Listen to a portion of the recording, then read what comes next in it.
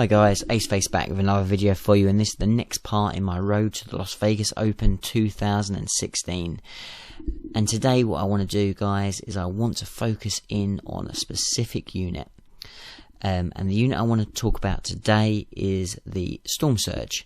And hopefully this will be helpful whether you're playing against Stormsurges or you want to take them or are considering taking them. Because they're a big thing to think about. They are very, very expensive points wise, particularly if you take them in units. So we need to make sure that you're getting your points worth and that you're using them in the correct way to make the most of your unit. So the StormSurge itself is a 360 point model, but as I said, you can take them in units of up to 3. So in my list I take a unit of 2, and that then gives me a massive amount of survivability and 2 models that can all shoot at different things with lots of different weapons. So you've got a few choices with the StormSurge. You can choose the main weapon, you can choose its additional weapon, and you can choose all the support systems that go with the StormSurge. And that's really what I want to talk to you about to start off with.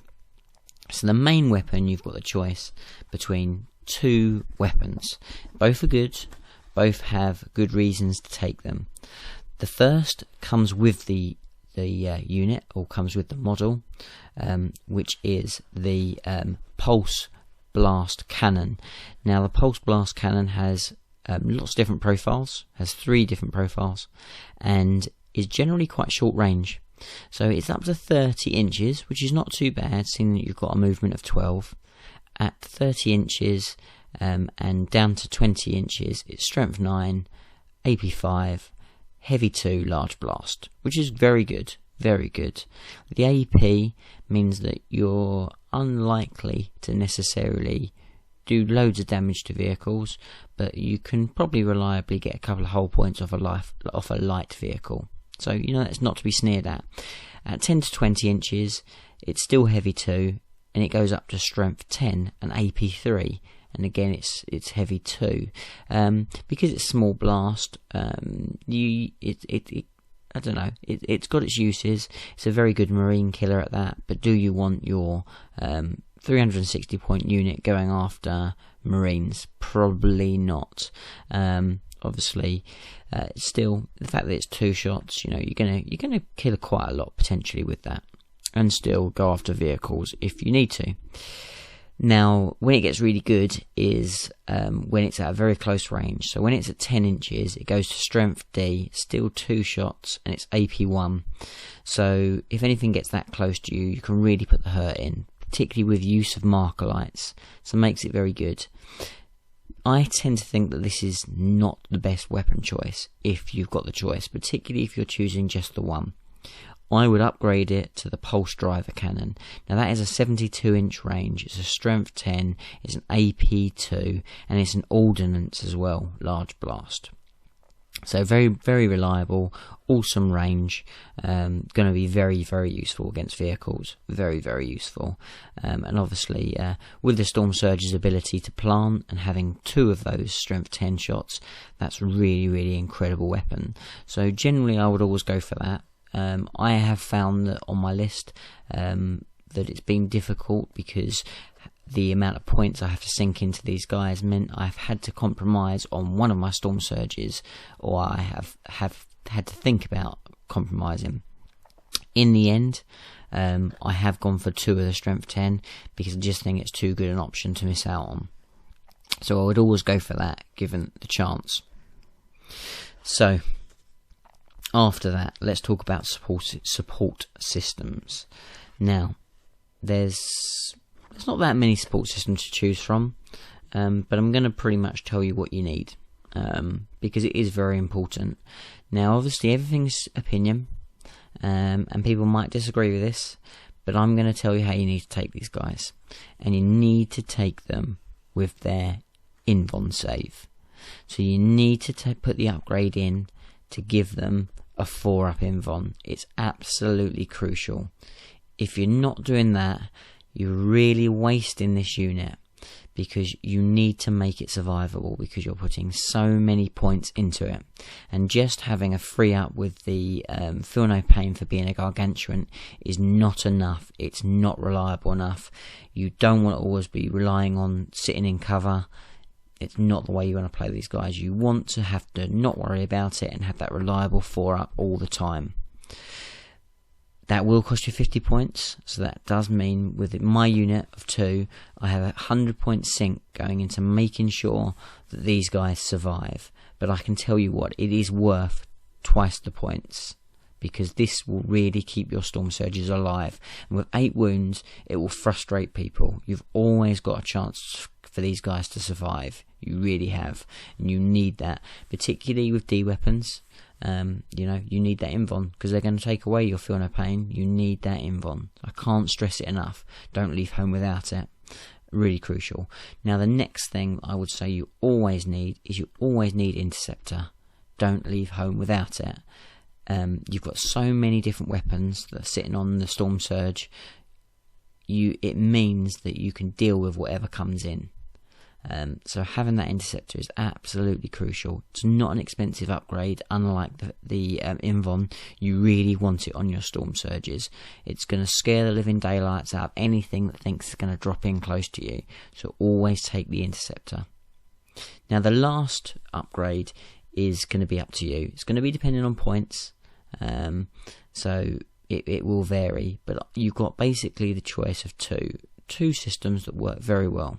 You can either go for precision shot, and bearing in mind you're shooting an awful lot of shots with your cluster missiles, that precision shot is going to be very good at sniping out stuff that you really don't want getting close to you.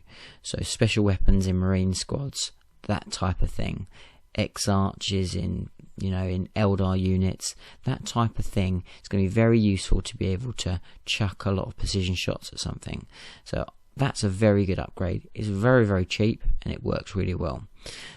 The other option that you can go for, if you've got a few more points to play with, and I've kind of ummed and ahed with this upgrade, and that is the Skyfire upgrade, the velocity tracker, if you like. And that is a great upgrade, because it is going to make, particularly against light armoured flyers that come in, it's really going to give you table control, because anything with armour 10 particularly, that there are a lot of light flyers out with that, those missiles are going to do horrendous damage. And also, just from a heavier flyer point of view, those destroyer missiles with the strength 8 AP1 will also put the hurt in as well. So you've got a really good anti-air there if you want to go down that route. I think I won't take it, because I'll probably go around more of the idea of, if it's a light flyer, I can put enough shots in that I'll probably make it jink anyway. If it's a heavy flyer, then I'll probably just ignore it, which is dangerous, but I'll probably just ignore it and concentrate on other units that I can really decimate that are on the board. So that's the way I kind of go with. So that's how I would take my Stormsurge, and that's my advice for you. Now, how to use it. Again, this is optional. You can listen to me, or you can ignore what I'm saying and play it how you want to. Everyone plays in their own way. But my advice is, do not use your Stormsurge as purely and simply a weapons platform. You don't want to be doing that. There is an awesome amount of strength in using this guy aggressively. You want to move these guys up, not be afraid to get these guys in combat, because where they are almost as awesome as they are shooting is getting stuck in combat with their stomps. They will take out Death Stars, and I am not joking, that is no exaggeration. And I have examples of that have happened already in lots of games with these guys. So you can use these guys incredibly aggressive. You can shoot at loads of stuff, and then you can assault something and then really decimate it in assault. So I would use them in that way, particularly if you've got 2. If you've just got 1, then you've probably got lots of other points elsewhere that you can kind of play a more mobile, more agile type list, and then maybe use your Stormsurge as that kind of weapon platform. plant him and then just use other things to distract your enemy. If you've got two, in my opinion, you use them much more aggressively. They can take objectives, sit on them, be a nuisance, and as I said, really get stuck in combat. That's how I would use them, 100%. The last thing I want to talk about, and this may be controversial because I'm going to tell you how to bring them down. How do you take down a StormSurge? Well, the way you take down a StormSurge is exactly in the way that I just spoke about. You do want to get in combat with them, but you want to get in combat with them with the right stuff. Do not think you can bring in your heavy hitting units against the StormSurge, because he will stomp the living daylights out of them and then they will just go. What you want to do is you want to go in with throwaway units to risk and try and hold him up.